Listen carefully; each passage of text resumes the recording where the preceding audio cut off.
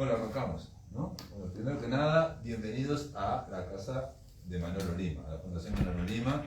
Y yo antes de arrancar quiero agradecer a la Fundación Manolo Lima. Ahora estaba comentando que por alguna razón cada año vengo, me invitan de alguna forma y es una tradición muy linda, o sea que por mí hay que mantenerla, ¿no? Así que gracias a Ariel Insaurralde, que fue el hombre que está atrás de todo esto, y sobre todo gracias a Andrea Arismendi y gracias a Hernández de Palleja, alias Ignacio. Muchas gracias por estar acá. Y la idea que lanzamos, que Ariel me propuso, era un pretexto, ¿no? La idea era que en diciembre se cumplieron 20 años de la presentación de este libro, que fue mi primer libro, un librito chiquito.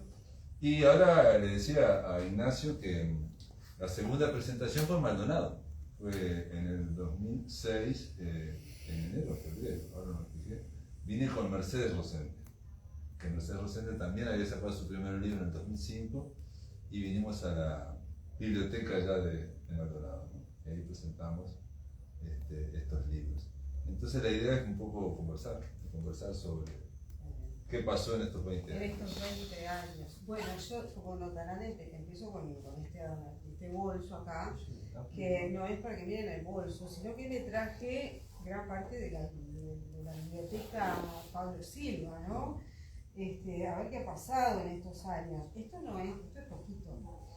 Creo que los libros se prestan para que los miren, pero no se prestan para llevar a domicilio. Porque ya sabemos que no regresan. Bueno, entonces me traje esa colección de libros para que ustedes los miren. Faltan las antologías, bueno, otros textos en los que Pablo ha participado, como escritor o como editor, ¿no? Pero se me ocurría pensar qué ha pasado en todos estos años. Es para que los pasen y los miren. Porque pensando en las lecturas, de todo hasta ahora, ¿no? Haciendo un recuento cronológico de estos textos, empecé a encontrar algunos elementos en común que seguramente vos no sabés, pero que los has ido desarrollando, seguramente lo sabes. Y quiero, antes de empezar, decir que acá está Henry Trujillo, que fue el presentador, uno de los presentadores de dos libros, dos o tres libros. De este libro sí fue el presentador, Henry Trujillo, que en un gesto de coherencia viene aquí también para seguir presentando. Muchas gracias. ¿Qué pasa? Justo con Elena Corbellini lo presentamos en el 2005, sí, allá en lo que era la Taberna del Sol, y después se llamó Calim. Claro. Y ahora se llama Recreo. ¿Y ahora se llama Recreo? ¿No cambió de nombre otra vez? Bueno, ¿Están funcionando lugares que se llaman Calima? Sí. ¿Con características semejantes? No sé si eso no lo sé. Bueno, y pensando en el título del libro, La Revolución Postergada, pensé en la palabra revolución, porque le pones, bueno, parte del título, es la revolución postergada y otras infamias, ¿no? Me gustó mucho la idea de pensar en el término revolución, en la etimología, revolutio, que es volver, dar vuelta, volver de nuevo a aquello. Y viene del verbo revolver, girar, volver a dar vueltas, volver. Y creo que tiene que ver con el cuento que lleva ese título, donde hay una postergación o tal vez una suspensión de una acción. Y creo que eso es un elemento narrativo que vos lo explorás en otros cuentos. Ahora voy a decir por qué. Yo creo que hay algunos aspectos que son fundamentales, que están en esta colección de cuentos, que algunos inauguran el siglo. Me llama la atención algo que tal vez ya no se usa, que es ponerle una fecha a los cuentos cuando se cierran, o a las novelas, porque yo pone el día que cerró la novela le puso la fecha. Eso me llamó la atención porque también da una idea de dónde estaba uno cuando escribió eso, ¿no? Ahora que utilizamos la computadora, volvemos a escribir los textos y Claro, no, se pierden se las pierde, fechas. sí, claro. Con Carlos 2020, por ejemplo. Claro, en tu caso, ¿no? Bueno, yo creo que hay algunos rasgos que podemos reconocer como rasgos iniciales de la escritura que después vamos a desarrollar y que tienen una identidad propia. O sea, yo creo que a esta altura leo un texto de Pablo Silva, yo, aunque no me digan el nombre, ya puedo reconocer. Porque reconozco todos estos elementos que me anoté acá en un esquemita, que son el uso de la primera persona, eso es algo recurrente, que lo utilizás como un rasgo de identidad y además porque creo que hay algunos de los narradores que parten de una especie de delirio con respecto a la realidad, que no tienen muy claro lo que está pasando. Y eso, por ejemplo, yo lo veo en Violetto Parson, además de, por ejemplo, la Revolución Postergada, donde no tenemos prácticamente ningún dato de lo que está pasando, excepto ese despertar abrupto del personaje, ¿no? Que se encuentra en una situación que parece extraña y que no hay ningún momento en donde él pueda rememorar cómo llegó ahí, ¿no? Eso pasa con algunos otros narradores también, de los cuentos, que son 13 en este libro y 12 de ellos tienen ese trabajo sobre la primera persona, ¿no? El narrador en primera persona.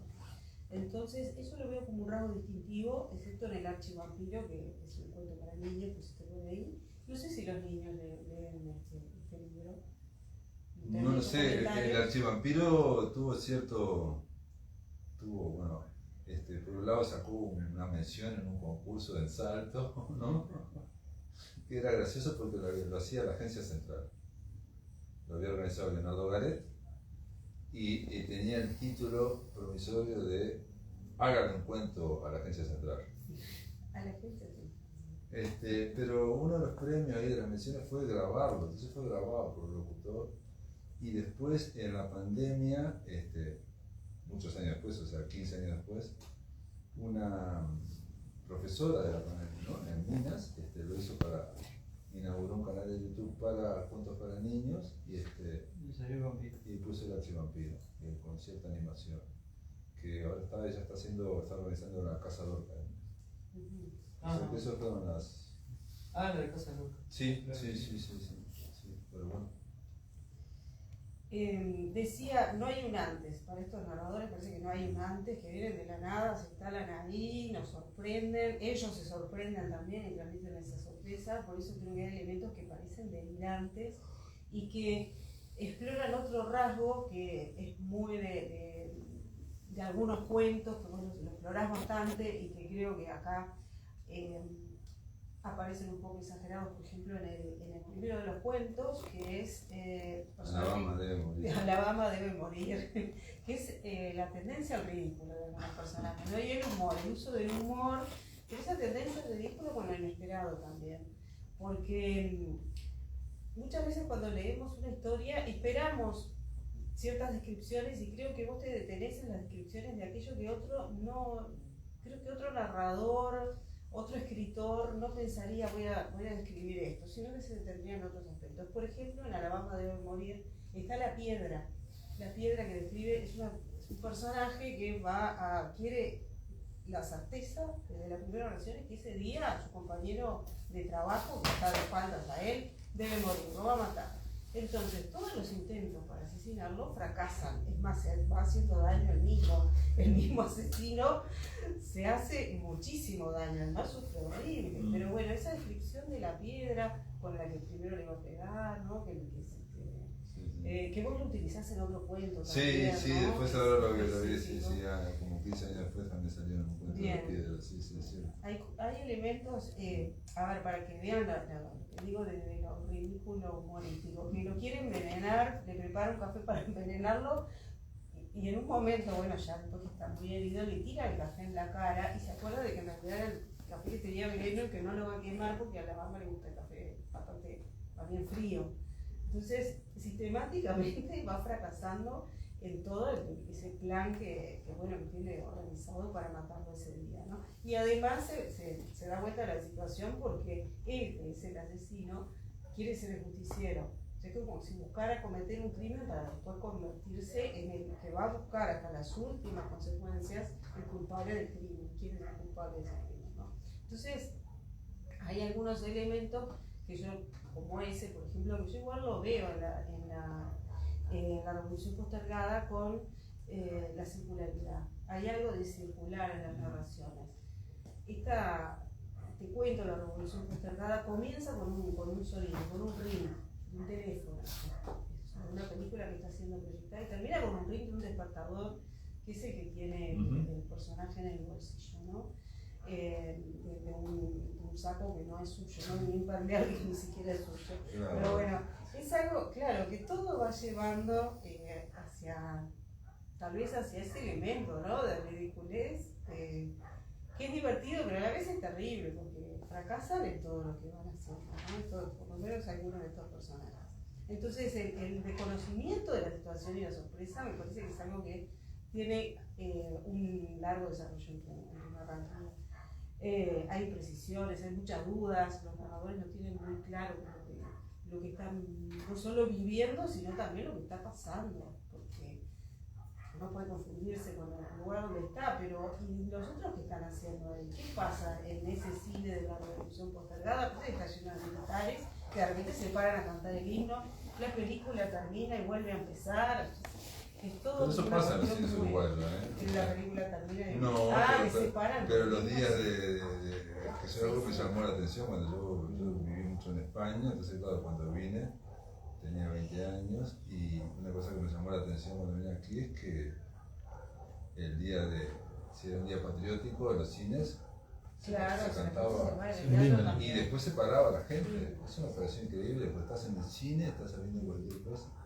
Es más, yo lo contaba que una vez me pasó en un cine porno. También se pararon en todos los cines. Entonces esa cosa uruguaya muy sorprendente, ¿no?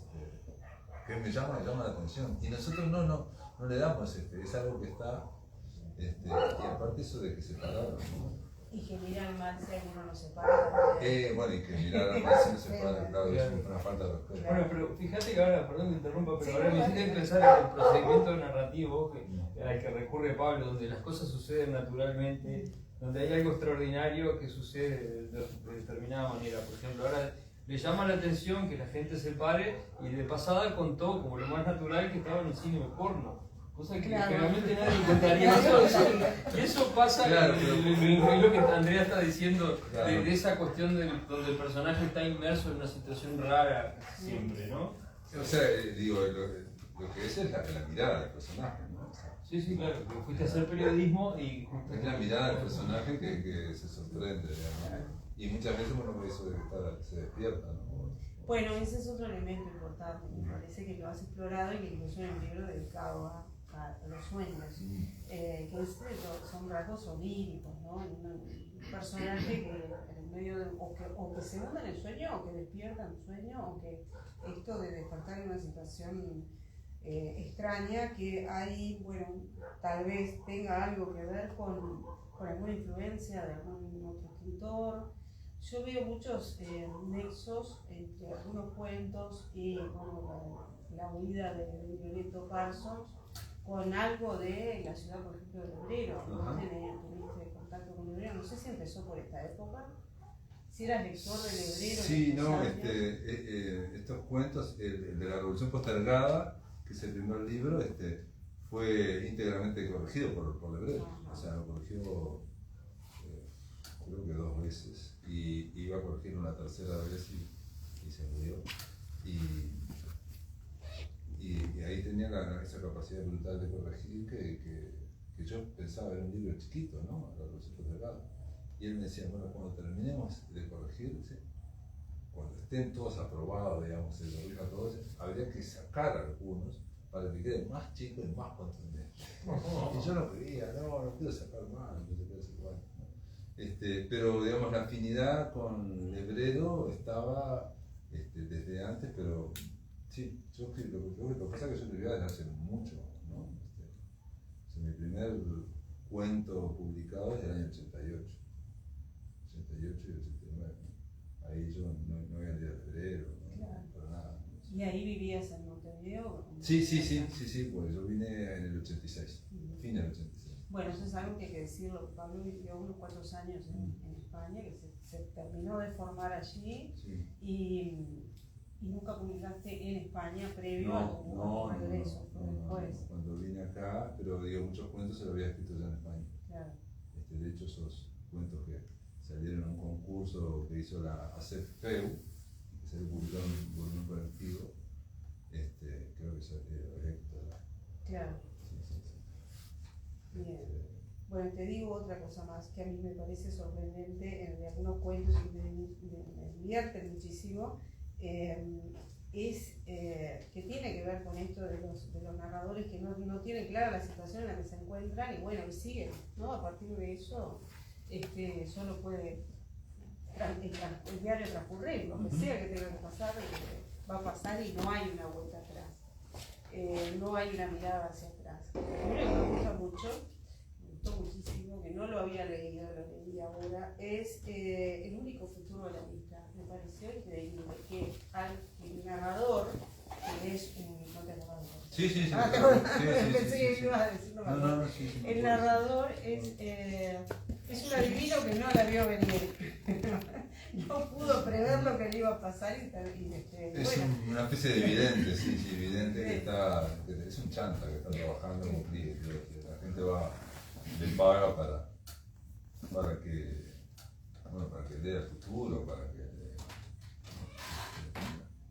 y bueno, y no ve venir algo que tenía que haber venido, ¿no?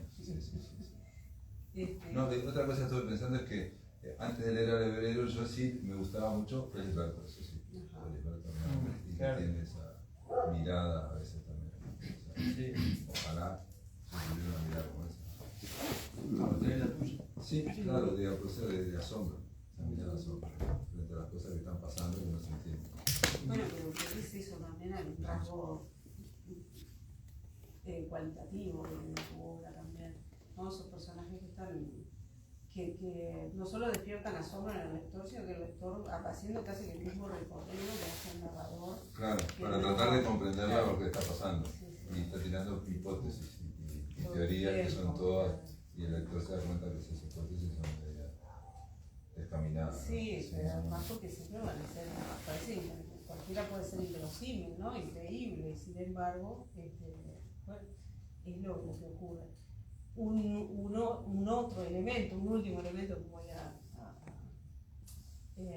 comentar. Y otro que está ahí para mí en el único futuro en vista, de alguna forma, hay una que a mí me gusta mucho, es Onetti, digamos, Claro. que no tiene nada que ver aparentemente, pero bueno, esa idea también del narrador que como que sabe todo, va mirando todo, después descubre que no sabía tanto. Que no sabía y tanto. Onetti pasa también muchas veces eso, ¿no? El narrador parece que domina todo, no sé qué, no sé cuánto, y se va después viendo, van pasando cosas que no entiende, no comprende, ¿no? Y muchas veces no hay versiones, son interpretaciones distintas que van quedando y el lector tiene que tratar de interpretarla, ¿no? Sí. Pero bueno.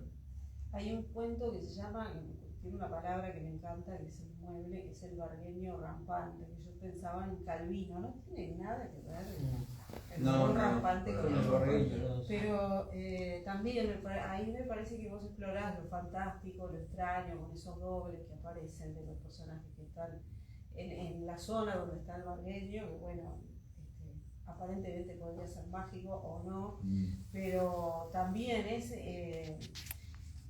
la sorpresa y la naturalidad, como decía Ignacio, ante lo raro que ocurre, porque hay una sorpresa inicial pero que después se convierte en una posibilidad más que brinda la realidad.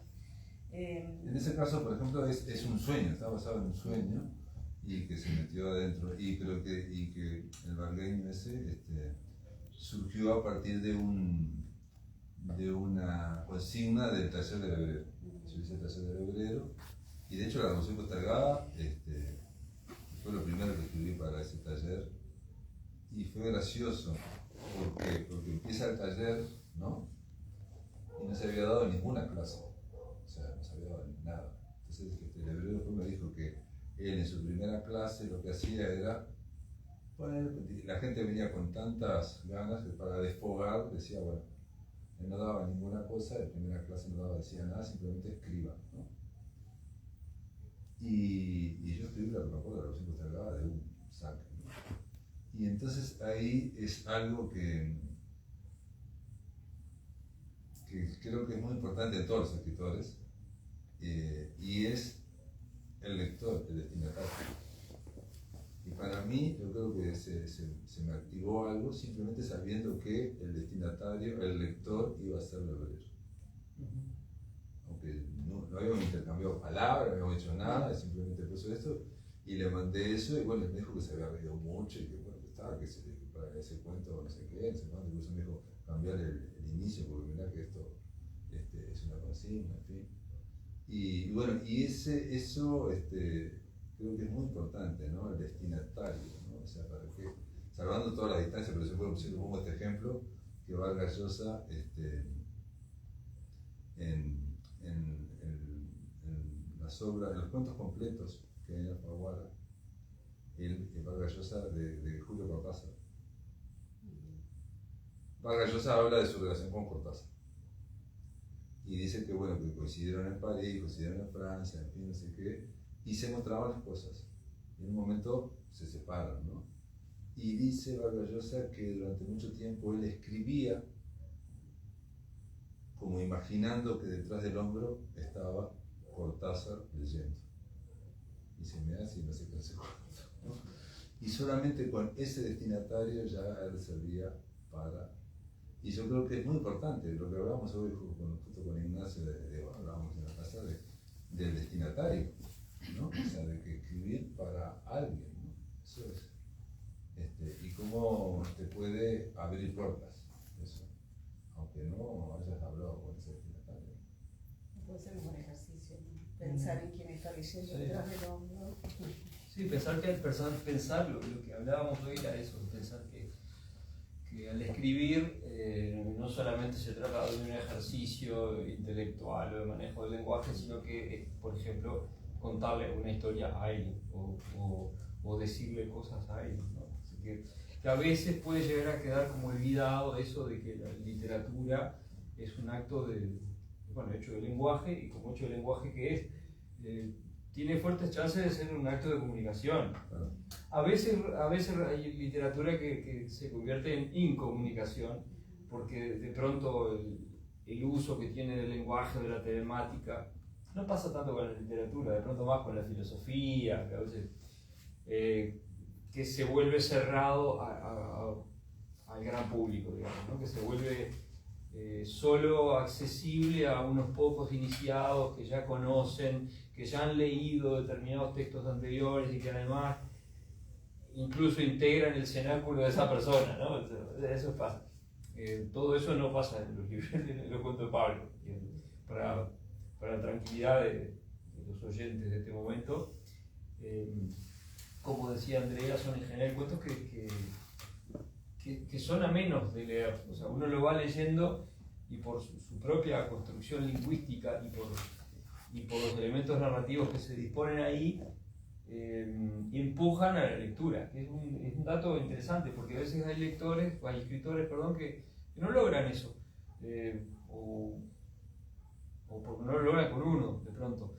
Y el caso de Pablo, creo que tiene una cuestión del procedimiento narrativo, que voy a tomar lo que dijo Andrea, de eso que hay un hecho extraño, hay una extrañeza a partir de la cual el lector se ve forzado a seguir leyendo, porque quiere saber qué pasó. Es un tipo que se despierta en un cine y como que se siente extraño de estar ahí, que no sabe qué es lo que le está pasando. Pero esto mismo lo podemos trasladar a todo el resto de la literatura de Pablo, que yo no logro... Hay gente que tiene capacidad de diferenciar. A mí me pasa que yo tengo tendencia a observar las regularidades, que también, bueno, lo hablabas vos recién, que en la literatura, en lo sucesivo, aparece eso. Hay un personaje siempre un poco atónito, que es un poco atolondrado y un poco inteligente, que es curioso, que le van pasando cosas y va entrando a lugares y se suscitan situaciones cuando va entrando a los lugares. Yo tengo una imagen cuando leo, pasa cada tanto las narraciones de Pablo, que de hecho, sea de paso general, son cuentos, novelas. El Rum Rum diríamos que es una novela. Bueno, sí, no, son un poco híbrido. Pero es un híbrido, pero en general como que en realidad sos como más de distancia corta. Yo observo muy frecuentemente que pasa que el personaje va ahí como medio distraído, en una semipenumbra, en un sueño de algo, y empiezan a aparecer personajes y situaciones, y en algún momento entra a un lugar, entra a una casa que va a visitar por primera vez, o una casa que no se acuerda bien si visitó antes, o a esta donde va a buscar el bargueño o así. Y hay como algo que todos sabemos que pasa, que a veces nos pasa cuando pasamos de una habitación a la otra, que de repente digo, ¿qué hago acá? A él le pasa todo el tiempo a la narrativa, y me parece que es un elemento de realismo, quizás, porque también discutíamos cuál es a qué le podemos llamar realismo, qué es realidad, si realismo es decir las cosas como pensamos que todo el mundo las ve, o si realismo es decir las cosas como yo las veo, y hay cosas que son muy... ¿Quién era ese que decía, esto es muy real en mi imaginación? Muy bien. Claro. Sí, esto es real porque ocurrió en mi imaginación. Claro. Cosas que vemos aparte, o sea, en la teoría vemos, ¿no? Incluso según nuestra bandera política, o si somos de Peñarol Nacional, vemos cosas que los otros no ven. O sea, yo donde veo una cosa que me parece normal, a otro le parece escandalosa porque estaba parado desde otro punto de vista. O sea, lo hemos visto, lo vemos todos los días y cada vez más. O sea que para mí es un ejercicio de realismo, pese a que en general, quizá a la hora de establecer una clasificación, si quisiéramos, de repente se podría colocar o anexar tu literatura a la tradición de la literatura fantástica uruguaya-argentina. Y dije uruguaya-argentina y no rioplatense porque me parece que hay como una variante uruguaya que, bueno, tiene Feliberto, hay algunos cuentos de Henry también, que o sea, yo me acuerdo mucho de uno, no me acuerdo cómo es, si era Torcuato, era uno que había un personaje que terminaba persiguiéndose a sí mismo, iba como clonándose, y era ese mismo... Repetición ahí.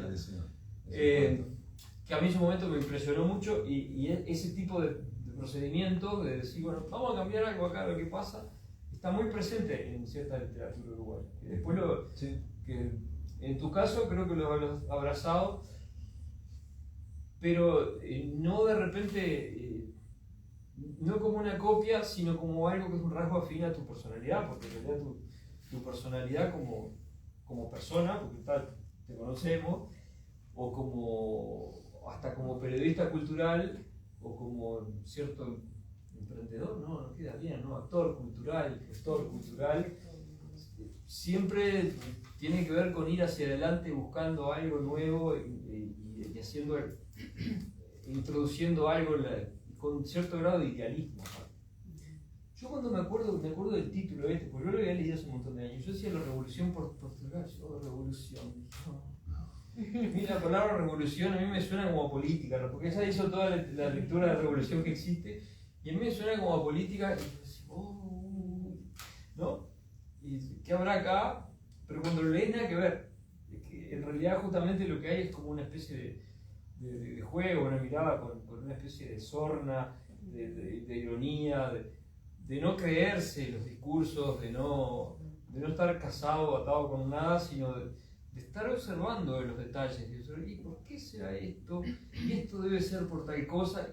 Y siempre hay alguna lectura o algunos autores que terminan siendo actores que de pronto inciden en ese movimiento que hacen siempre los personajes de Pablo.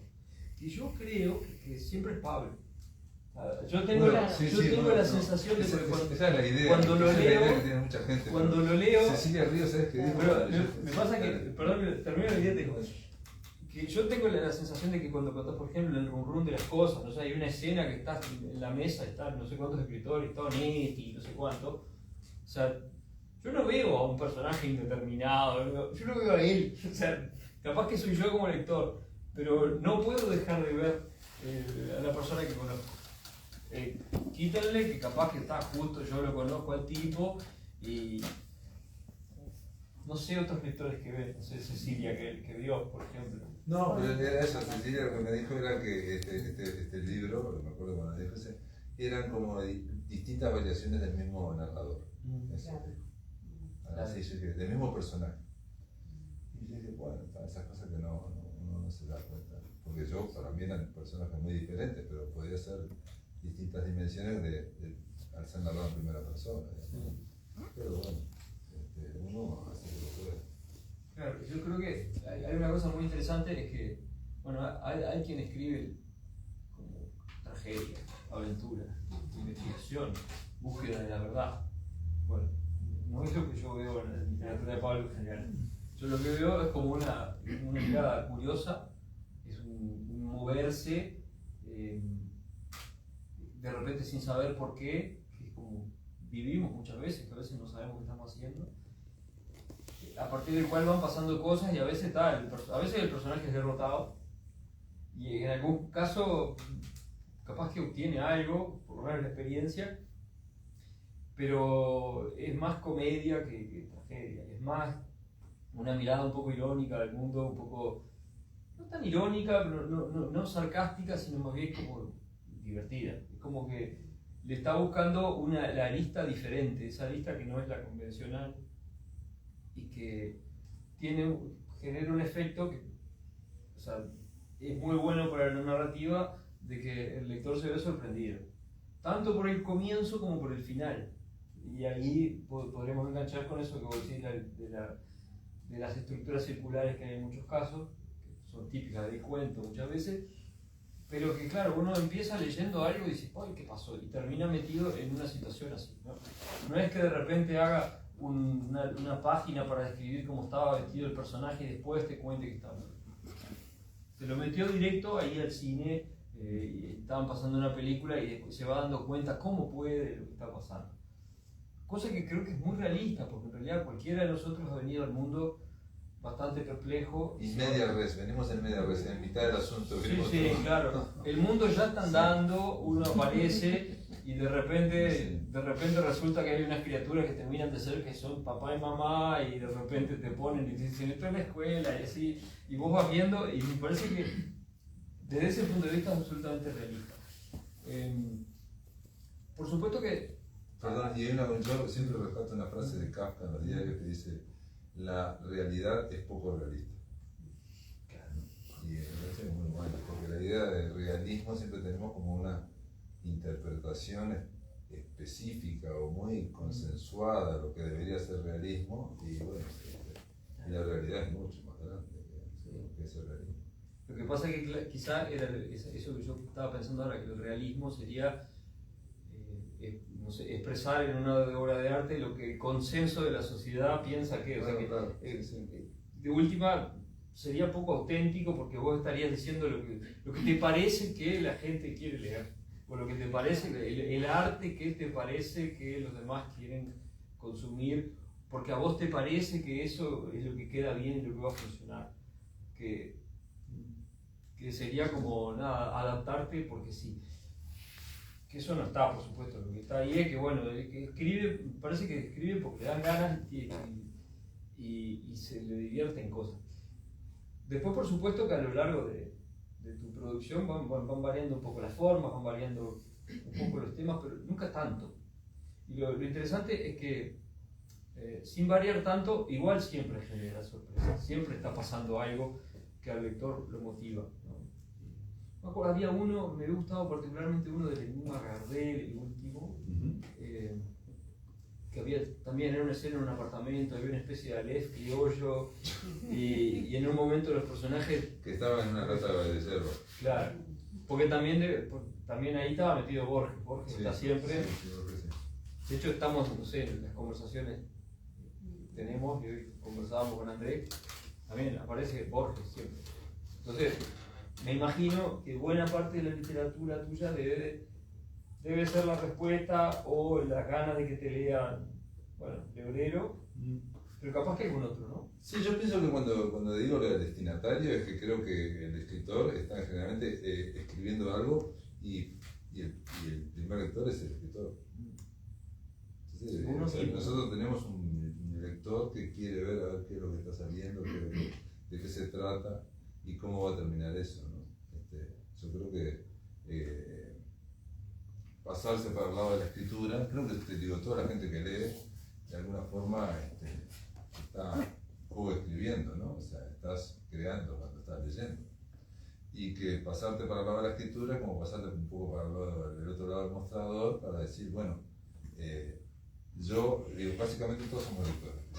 Sí, Somos lectores, o sea, básicamente todos somos lectores.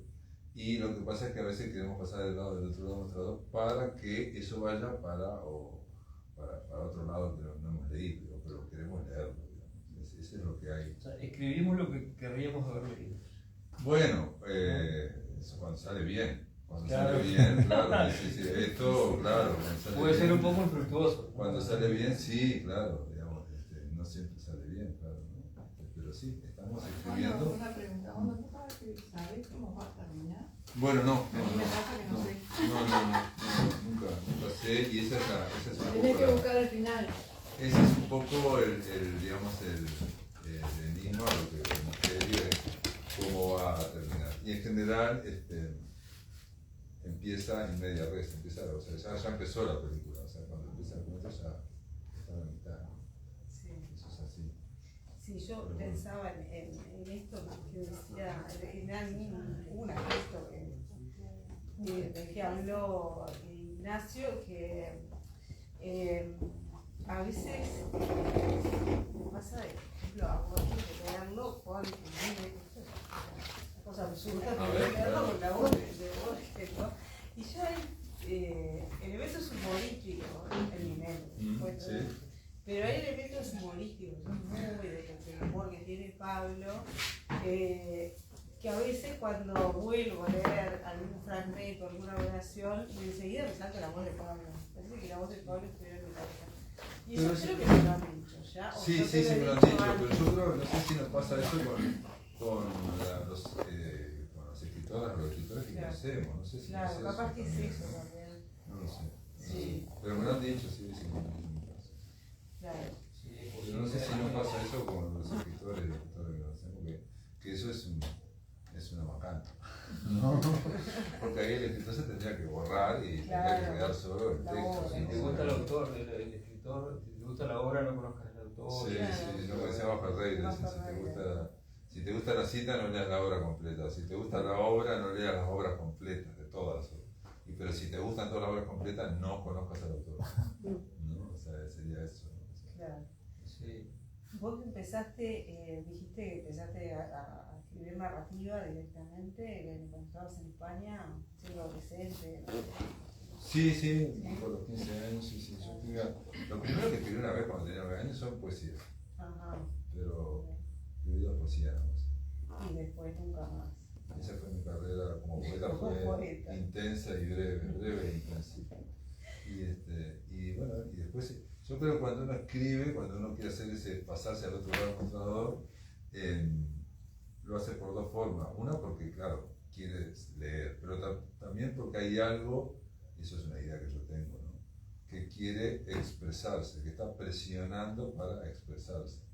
Y no necesariamente uno conoce la forma. Entonces, la forma que a uno más te resuena o más te fascina, por ejemplo, eso, si te gusta Salinger, no es lo mismo que si te gusta, no sé, Alejo Carpentier. Son diferentes. Y yo no creo que se pueda elegir, decir, no, yo voy a escribir como Salinger o yo voy a escribir como Carpentier. Yo creo que hay algo que ya le sirve más esa forma. Entonces, por eso uno llega hasta a copiar o hay afinidad porque quiere ir hacia esa forma porque coincide o expresa mejor eso o canaliza o viabiliza eso que está para expresarse. Yo creo que esto que estoy diciendo le ocurre a todo el mundo, pero a nivel más inconsciente. Lo que pasa es que, claro, por ejemplo, cuando hablamos de la forma, de pronto la novela sería como la construcción del mundo, la construcción de una ciudad, es como una construcción bastante arquitectónica, en realidad donde uno tiene que ponerse a crear un montón de cosas. Mientras que en el cuento de pronto está más cercano a la anécdota que naturalmente podemos contar en cualquier momento, ¿no? Sí, no, pero creo que yo no me refería, digamos, a los géneros, sino me refiero a, no es lo mismo la mirada de Felisberto, que es una mirada de asombro, que recién está descubriendo el mundo, parece que siempre está descubriendo, le saca, ¿no? O sea, le levanta las faldas a las mesas, ¿no? Que le levanta el mantel, ¿no? Eso que parece que No es lo mismo Salir al Asombro que, yo que sé, que la de eso, Alejo Carpentier. Pero claro, pero en una novela, por ejemplo, sí, yo estoy también la forma, por ejemplo, la forma de escribir, ¿no? El barroco que tiene Carpentier, Claro, frente a una escritura como más inocente de repente de Filiberto. O Rulfo, yo que sé, digamos, hay miles.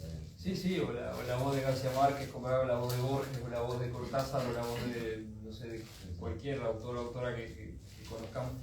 Pero yo... La Armonía Sommer, por ejemplo, la Armonía Sommer es indescriptible, ¿no? Es una cosa que es malosa, ¿no? Bueno, es tremendo. ¿No? Esa gente en algún momento decía, no quieras imitar a Borges o no sé cuántos de esos tipos, no escribían así, eran así.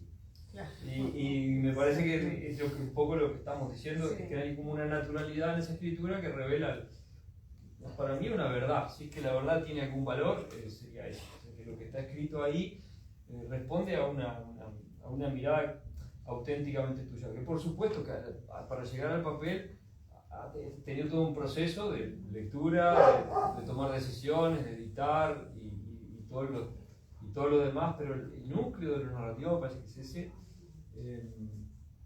Y que me parece que no funcionaría o sería muy raro que funcionara en una novela.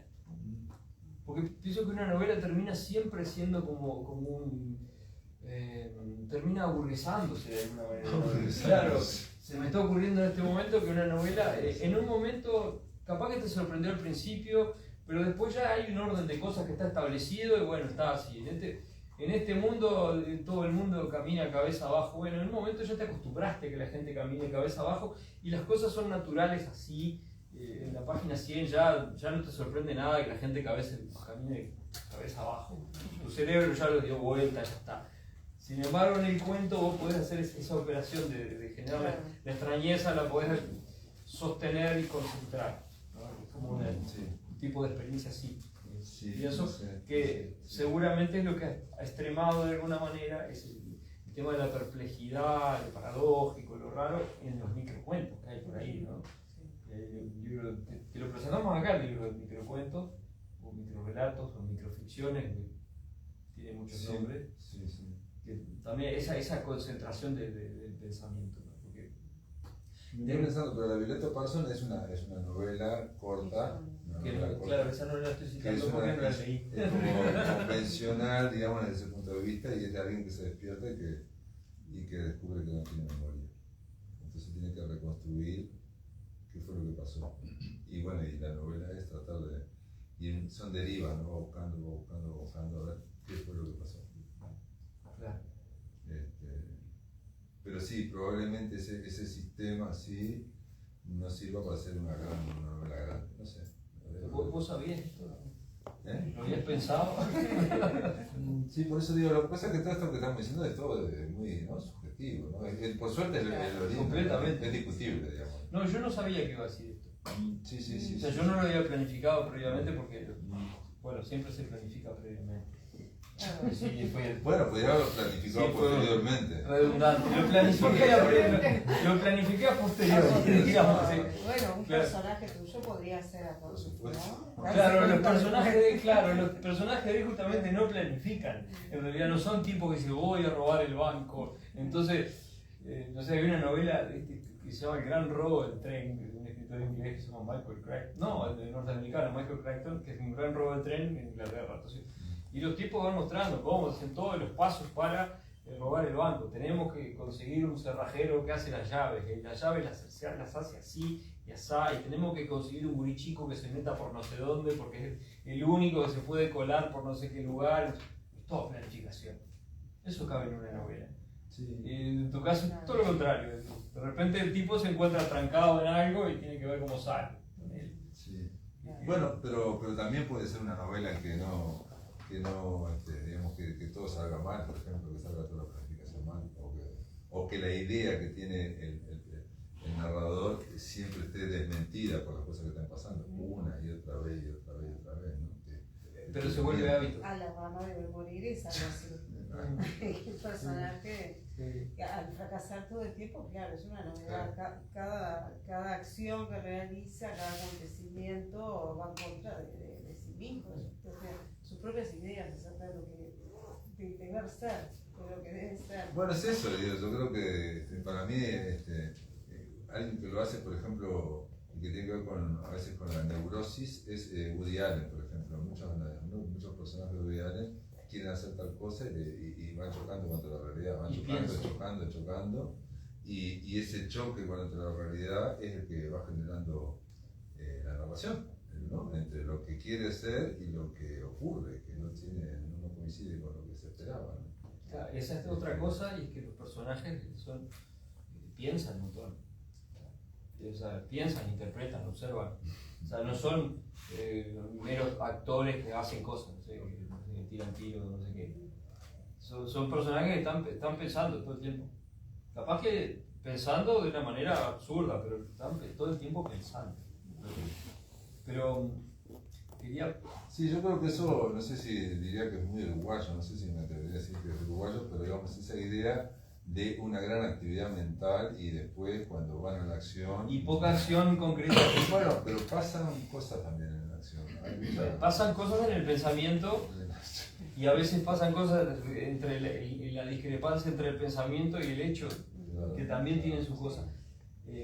Y entre el hecho y las posibles consecuencias, porque en la revolución postergada, por ejemplo, el personaje cuando despierta en esa situación inicial toca la pierna de una mujer y después se va animando y la va a tocar nomás. Y cuando prenden las luces, él está dispuesto a decir que vergüenza, no piensa que es una vergüenza, y después está dispuesto a negar todo, ¿no? A decir, ¿cómo es posible?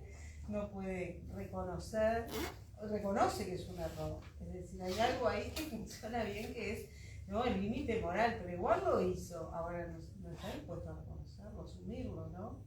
Enfrente a los demás, él sí sabe que se equivocó, ¿no? Entonces, eso también creo que es un rasgo interesante, que es sorprendente del propio funcionamiento de la mente, ¿no? De las posibilidades que nos planteamos nosotros cuando realizamos una acción, ¿no? Cometemos un error. Y hasta dónde estamos dispuestos a reconocer el frente a los demás. Así nos hayan visto. Podemos negar. política? ¿Eh? El cuento, bueno, podría ser, el cuento es la revolución postergada. Igual no es de política, ¿no? Pero me parecía que estaba hablando de algo que sucede. Claro. Sí, normalmente. Yo basado en hechos reales. Pensaba en algo, y yo creo que quiero alimentar la discrepancia y todo eso, porque tanto Andrea como yo en realidad hablamos de regularidades, ¿no? Y de repente sería interesante que desde tu boca saliera qué es lo que vos ves que no es regular y qué es lo que has cambiado, qué es lo que ha pasado en tu narrativa, porque siempre es narrativa, desde la revolución postergada hasta, no sé, el Enigma Gardel, que es el último, creo, Sí. y todos los que han pasado en el medio, el rum de las cosas, que son como una colección de sueños, después, no sé, los microcuentos, Violeto Parson y así sucesivamente. O sea, ¿qué es lo que vos percibís que ha cambiado tanto en el, no sé, ponele, del proceso de escritura, las estructuras, los temas, la forma de publicación, lo que tengas ganas? Bueno, no, a mí me cuesta mucho observarme y después clasificarme y ver que hay una evolución, o sea, me cuesta. Me puedo decir que sí que uno, a la medida que va avanzando, y me acuerdo cuando publiqué La Revolución Postergada, es que hay algo que pasa muy duro en la literatura, que vos publicás tu primer libro y mucha gente te dice, o casi todo el mundo dice, bueno, vamos a ver cómo son los otros. Es brutal. O sea, cuando sale el segundo, el tercero, vamos a ver, o sea, es tremendo esa cuestión de que parece que la literatura tiene que ser como un ejercicio en el tiempo. Y bueno, después uno va variando, va obviamente afinando un poco, si puede, y la corrección, la edición, y a veces o te gana la vida, digamos, la vida externa, porque yo creo que estamos hablando todo acá de esto, pero tanto Andrea como Ignacio, bueno, todos los que estamos acá, escribimos, digamos, más allá de para leer, creo que escribimos también para, de alguna forma, ampliar la vida, para vivir otras vidas imaginarias, no las vidas imaginarias, Marcelo. Y yo creo que es así, es una forma de ensanchar una realidad cotidiana que vivimos, que es de una forma específica, ¿no? Que tiene en principio sus carriles, y la literatura, en general, yo creo que toda forma de arte te permite ensanchar la experiencia. De la misma manera que leer algo que realmente te guste, te está ensanchando tu vida, tu experiencia de vida. ¿No? El ejemplo exagerado sería el Quijote, que se vuelve totalmente loco, digamos, ¿no? Pero ensancha su vida, o sea, pasa de ser una vida anodina a vivir eso que había leído, ¿no? Y yo creo que es un mecanismo que creo que casi todos lo tenemos. En todo esto no se puede generalizar, porque cada vez que generalizás en literatura, lo que sea, siempre te vas a atar en no, pasa algo y sí. Hay una excepción. Exacto. Y es su mejor cuento. La excepción es la norma. La excepción es la Pero norma. acá hay una excepción que es el archivampiro, ¿no? Ese creo que es una excepción. Porque ¿En qué sentido? Y en que es un cuento con un vampiro, es algo más tradicional, sigue una tradición, tiene un elemento humorístico, ¿no? No lo quiero capaz que revelar, pero bueno, no sé Sí, cuánto. lo puedes revelar. Lo van a encontrar al momento en internet, pero tiene algo es un vampiro, un es un vampiro vampiro, que se le afloja bien. Se le afloja el colmillo. Se le afloja el colmillo, ¿no? Es el fracaso propio de la condición del vampiro que no cambia jamás, y bueno, ¿por qué se le afloja un diente? Y creo que ahí hay un elemento diferente, ¿ves?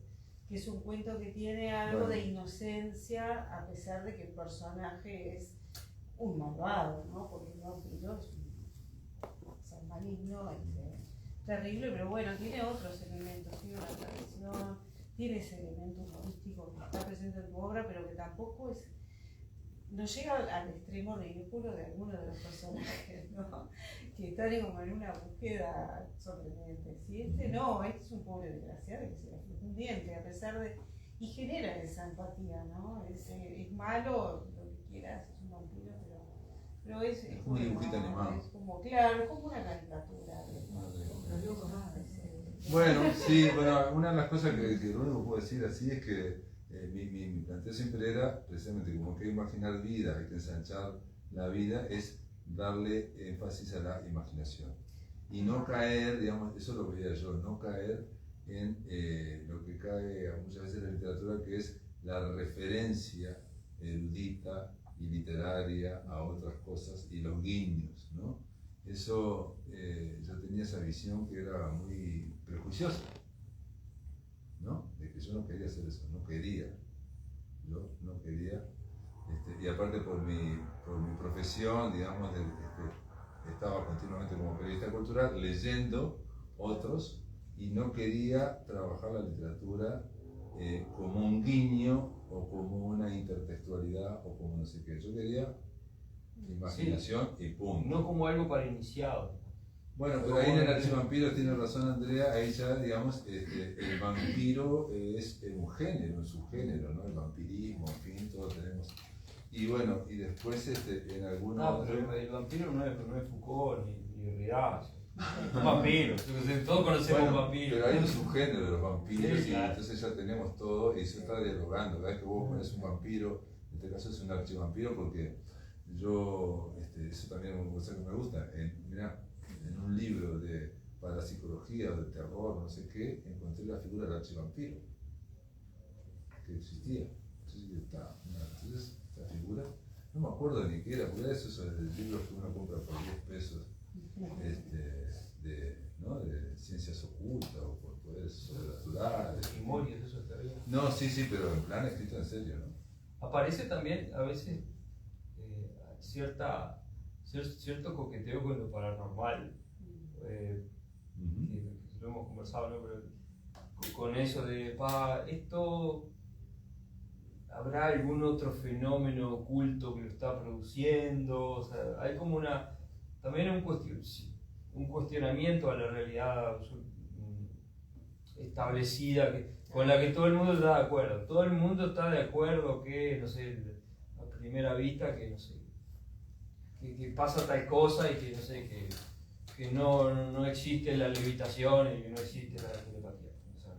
O sea, la base es esa, pero después empezamos a suponer que capaz que sí, me contaron que sí, bueno, y creo que no es un fenómeno excluido de acá, eso cada tanto pasa, o me estoy confundiendo con otras charlas que hemos tenido. No sé, la verdad que estaría bueno de repente leerlo, que la gente leyera los libros de manera tal de saber si estamos macaneando o si... Claro, también. O si efectivamente todo eso que estamos diciendo... Yo pienso que cuando uno escribe, digamos, tenés esa idea, tenés ciertas ideas y después te vas dando permisos para sacar esos prejuicios. Eso es lo que yo creo. Entonces yo tenía ese prejuicio de que no, nada de erudito, no sé qué, no sé cuánto, y bueno, cuando llegó Pensión de Animales, ahí yo puse mucho de, o por lo menos puse como una especie de cuento así de este hombre que se llamaba Swedenborg. Swedenborg era un místico, Emanuel Swedenborg, ¿no? Que leí mucho y me permití, después en el orden de las cosas presento los escritores, digamos, ¿no? Pero eso es otra cosa. Sí, pero aparecen los escritores no como, o sea, no aparecen de una manera pesada, como diciendo no, porque en la obra de fulano, que no sé qué. No aparece esa referencia de decir, miren todo lo que sé de literatura. Que me parece que debe ser un poco lo que... No, claro, es que, perdón, digo, en el run el tema, no aclaremos esto nomás. Está basado en un diario de sueños que yo mantuve a partir del año 2000. Entonces yo fui anotando los sueños. Y sí, me acuerdo. Y entonces lo que hice fue seleccionar los sueños que fueran con escritores. Entonces, y dentro de los sueños que fueran con escritores, sueños que fueran lindos, que fueran interesantes. No cualquiera, porque también uno sueña. ¿Programás para soñar? No, pero yo creo que hay una intención. No, pero usa las cosas para el programa, porque después, o sea, también hay como una continuidad con tu práctica, tu profesión como periodista cultural. Porque también hay una mirada de que vos estás interesado en conocer a esas personas porque son posibles entrevistados o bueno, participantes eso del me dijo una programa. vez Nicolás Alberti, que bueno, digo también, cuando decimos eso de pasarse al mostrador, pasar de lector a escritor, a tratar de seguir o tratar de canalizar o de viabilizar o de dirigir, ¿no? Algunos dicen que la literatura es un sueño dirigido. Está, digamos, una faceta, por llamarlo de una forma, cholula, que es soñar que, bueno, es como el que juega al fútbol y también sueña un día estar con no sé qué. Sabe que no va a estar con Maradona nunca o con Messi, pero puede soñar. Pero a veces te pasa. Y a veces conoce a Messi o conoce a lo que sea, Orlando, lo que sea. Puede pasar eso. Yo creo que puede pasar esa cuestión media cholula de querer estar ahí. A mí lo que me llama la atención... Pero perdón, y en el caso de Run simplemente digo que cuando puse esos escritores era porque yo soñé. No era algo... No era algo programado, no estaba programado desde la conciencia diurna, por lo menos.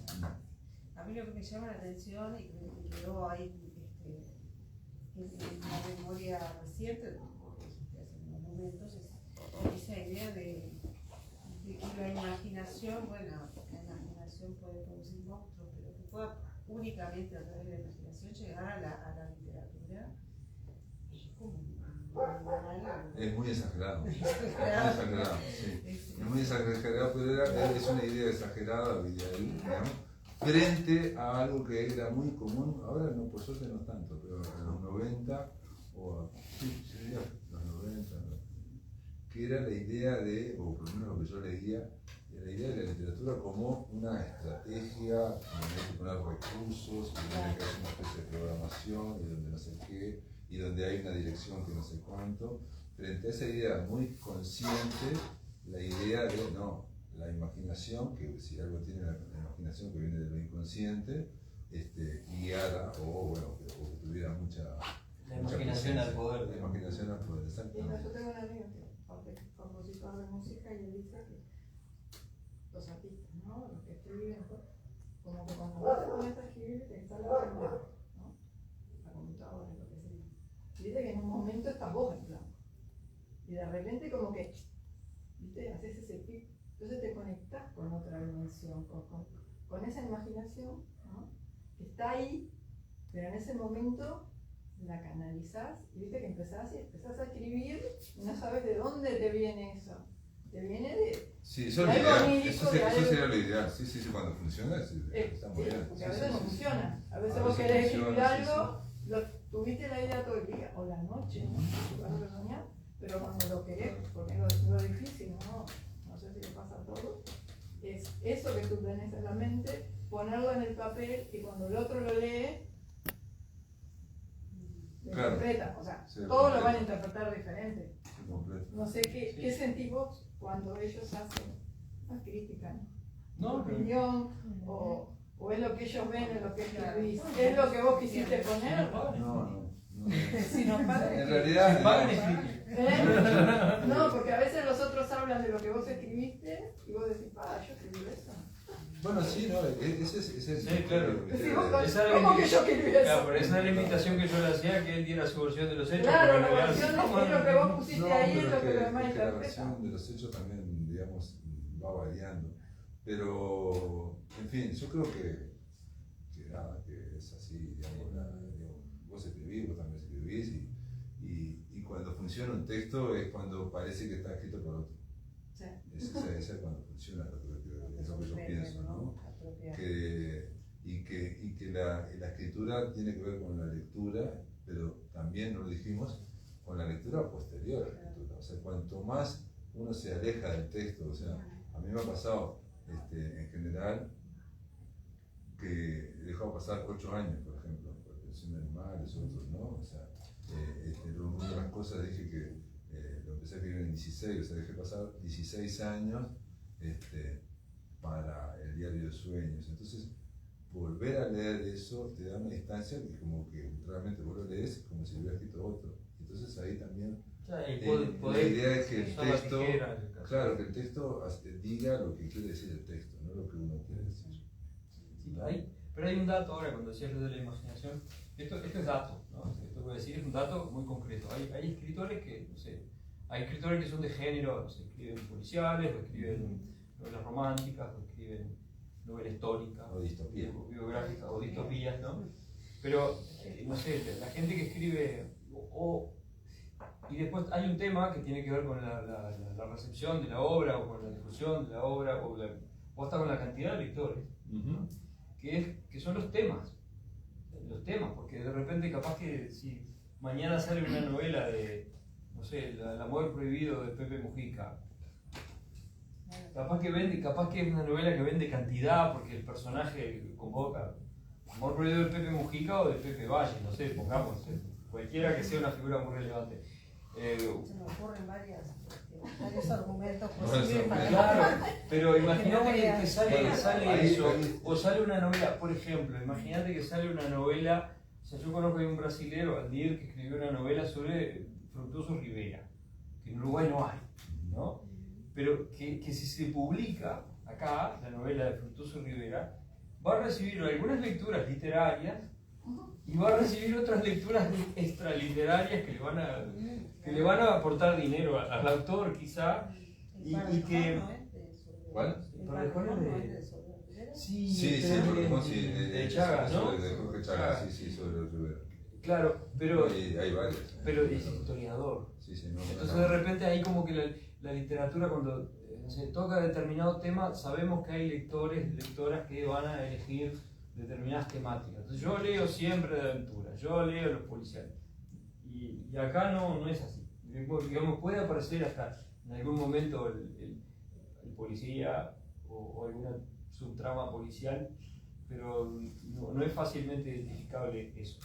Eso Sí, de, sí, voy a decir que sí, de- pero, bueno, Pablo escribe policial, eso no lo podremos hacer nunca, ¿no? O sea, escribe literatura.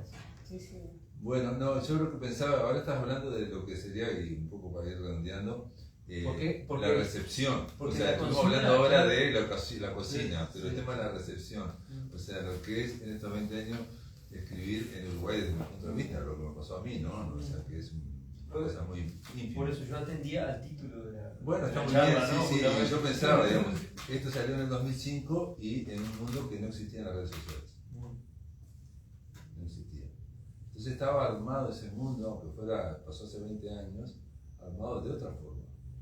Por ejemplo, la recepción crítica o la recepción, digamos, en prensa era mucho más importante y por lo tanto estaba más controlada, si se quiere, ¿no? O sea, este libro salió y bueno, tuvo una reseña chica poner en derecha, otra reseña chica en algún otro lado, digamos, ¿no? Y punto. Era eso lo que ocurría. Es otro mundo. Ahora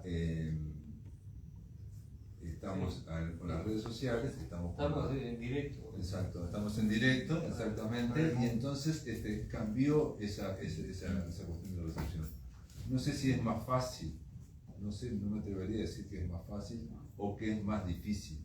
De nuevo, me falta, pero es radicalmente diferente, digamos, ¿no? O sea, estamos en un momento donde las redes sociales impactaron no solamente a la prensa, no solamente en los medios de comunicación, sino en la dimensión crítica. O sea, el tema de crítica, reseñas críticas, sabemos que ha variado muchísimo.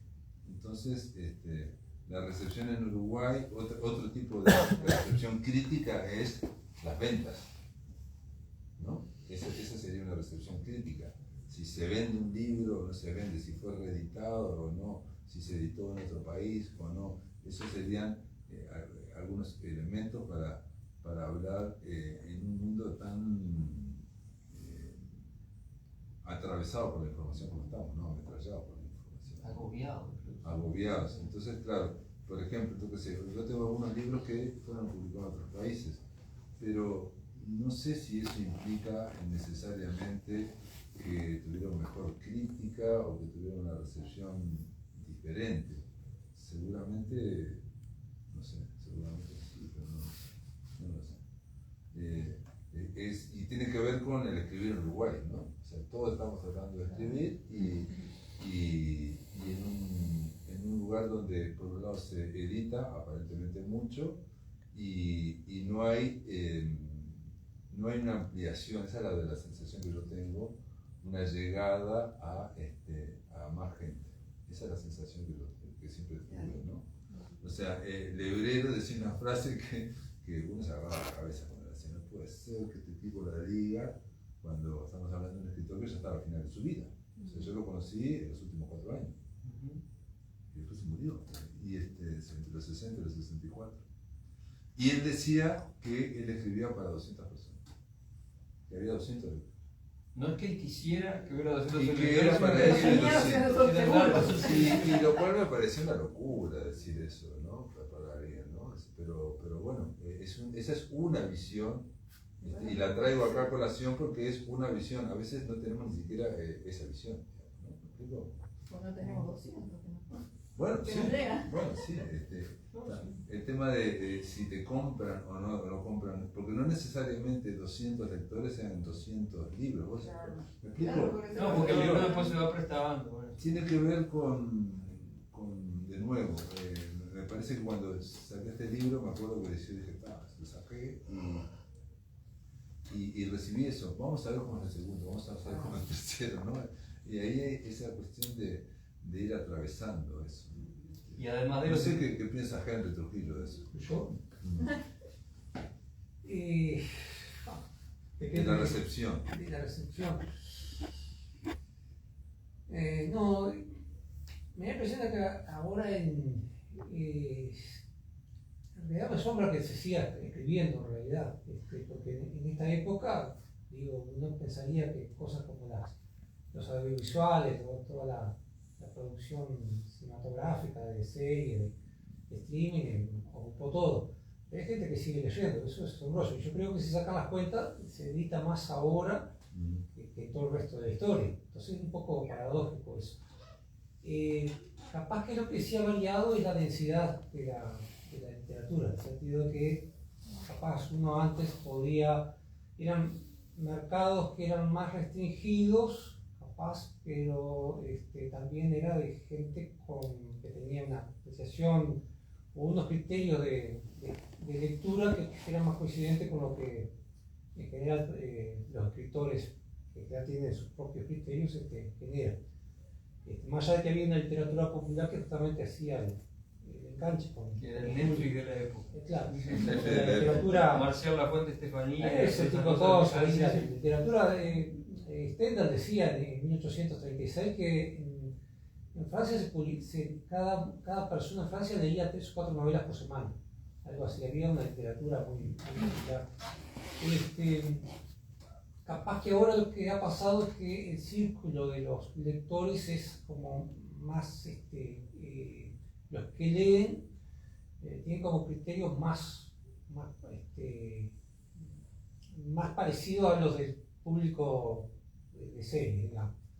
Porque hay una literatura más llana, pero sigue habiendo un núcleo de gente que lee cosas que de pronto son de más exigencia, ¿no? Bueno, o sea que no tengo mucha idea. No, está bien, sí.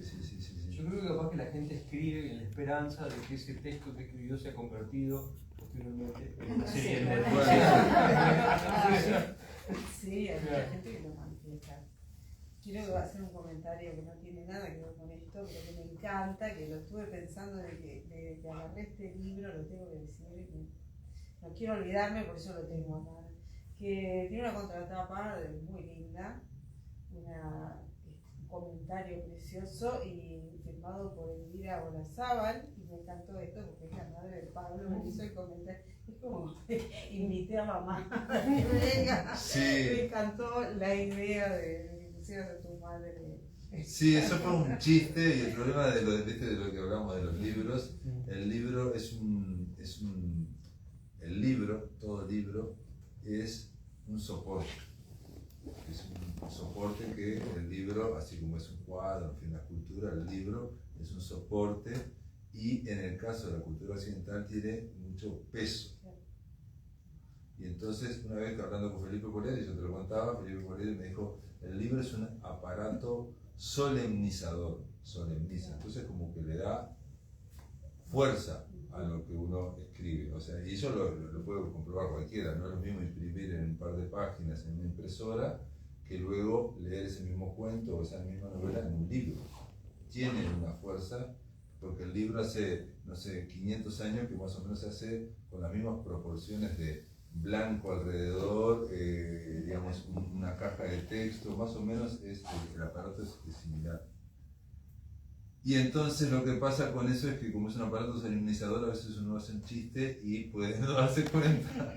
Entonces lo que yo hice, como era el primer libro y bueno, salió con Ediciones La Balanza, pero era autofinanciado, Rolando Fayet me prestó este sello editorial que es Ediciones La Balanza, que fue un sello editorial de la dictadura, ¿no? Que publicó a grandes poetas. Entonces yo puse en la contratapa, puse un texto que me había escrito un lector y que dice: resulta fácil sobrevivir a la lectura de los cuentos que integran la revolución postergada. Se trata de textos bien escritos donde abundan las experiencias obsesivas narradas en forma contundente y minuciosa. Una vez concluido el volumen, el lector, en caso de haber disfrutado del estilo, queda con deseos de leer más. Firma Elvira Olazábal y hay una nota al pie que dice madre del autor, ¿no? Entonces yo se lo di se lo mostré a varias personas y se doblaban de la risa, ¿no? Se reían muchísimo. Pero pasó que cuando fue editado el libro, mucha gente lo miró y lo miró en serio. Creían que era en serio y decían, qué raro que haya escrito eso tu madre. Es que, En fin. es como lo que yo me acordaba. Valleja hace chistes así, también le pasa a eso a veces. Sí, bueno, a mí me pasó, claro, pero pasó contigo. Yo tengo un personaje inventado que publico cosas atribuidas a él y estoy constantemente escribiendo pavadas. Se llama Rodney Arismendi. Rodney da Silveira. ¿Sabes? No, Claro, inventado, bueno, está. Entonces lo hago decir disparates y cosas no sé cuánto. Y Pablo mismo me decía en un momento, me dice, qué impresionante. Porque aparte yo cuando escribo un parrafito concentrado con unas pavadas. Y Pablo dice, y yo siempre pongo Rodney da Silveira en su artículo tal. Y entonces Pablo dice, qué impresionante. Dice, ¿cómo escribe? Dice, cantidad de artículos que escribe. Pensando que era verdad, o sea, que me parece que nada, tiene que ver con ese pacto que hace el lector de creer lo que está escrito. O sea, él me estaba creyendo y él hace eso también. O sea, cuando está escribiendo, yo creo que se cree el cuento y eso hace que el lector también se crea que eso que está pasando es verdadero, que el episodio del bar de Bucigalpa pasó. Tenemos nuestra propia. No, eso es lo que dice, Borges dice también, dice, el tema es que el escritor, la escritora, el autor, la autora, crea en lo que está escribiendo, porque esa fe en lo que está escribiendo es lo que se transmite de alguna forma y se crea.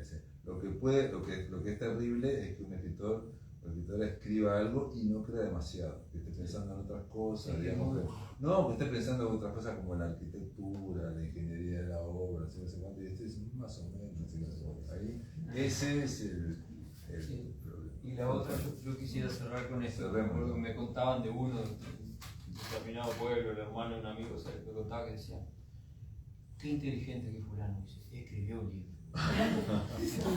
Pablo escribió todo esto. Cualquiera escribió un libro ahora. Bueno, un poco se ha desacralizado. Pero hay que escribir un montón, mira. Escribió un montón y hay unos cuantos que están editados por importantes editoras del Plaza, ¿no? Bueno, no sé si terminamos, igual yo lo que le diría, a ver si quieren comentar algo, pero eso lo podemos comentar después. Yo no voy a comentar nada. Bueno, Comento demasiado. muchas gracias. Bueno, muy bien, aplausos.